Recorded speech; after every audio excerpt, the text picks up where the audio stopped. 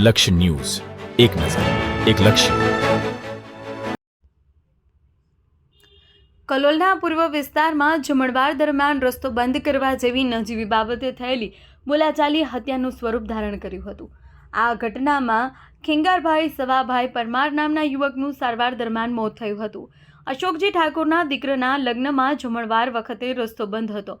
તે સમયે નવીન ઉર્ફે ભાઈઓ સોલંકી બાઇક લઈને ત્યાંથી નીકળ્યો હતો. ત્યારે ખેંગારભાઈએ તેને રસ્તો બંધ હોવાની વાત કરી હતી. સામાન્ય બોલાચાલી કરાઈ અને યુવકની હત્યા થઈ.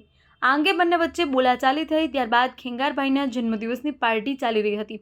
ત્યારે નવીન ઉર્ફે ભાઈઓ સોલંકી, નયન ઉર્ફે ભાઈ સોલંકી, સોનુ મકવાણા, મનોજ મકવાણા અને અમૃતભાઈ સોલંકી સહિત 5 જેટલા આરોપીઓ તલવાર, લોખંડની પાઇપ અને ધોકા જેવા હિંસક હથિયારો સાથે આવી પહોંચ્યા હતા અને ખેંગારભાઈ પર જીવલેણ હુમલો કર્યો હતો.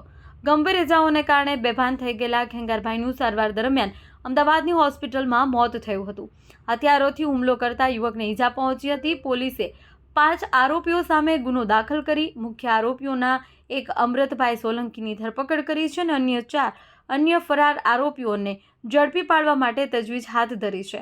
મહત્વનું છે કે મૃતક ખેંગાર પરમાર પણ જીવલેણ હુમલા સહિત 10થી વધુ ગુનાઓનો ગુનાહિત ઇતિહાસ ધરાવતા હતા. લક્ષ્ય ન્યૂઝ, સંજય નાયક.